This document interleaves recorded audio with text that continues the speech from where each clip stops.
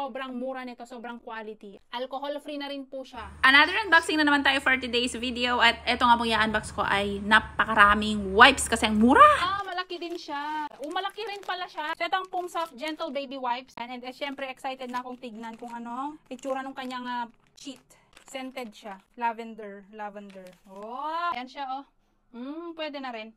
Pwede na. Ganito rin naman yung mga gamit-gamit ko na wipes sa lavender. Sa Clean Fun at saka sa Unilove, ganito rin naman yung mga quality ng wipes nila.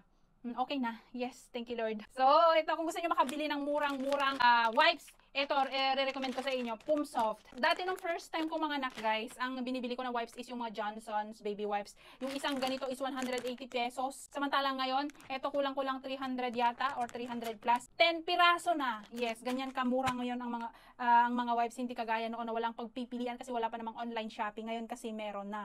So ito makakabili na tayo ng sobrang murang wipes. Ayan, so Pumsoft po ito. Ang dami. Ayan, hindi ko mailabas dito sa bag. Lahat po ito, 10 piraso. So yun na guys, lalagay ko lang yung link ng ganitong wipes dito sa aking comment section, dito sa description box, or dito naman sa aking yellow basket. Kung gusto niyo ng may scent, alcohol free, ibig sabihin hindi siya mahapdi sa balat. So yun lamang. Bye!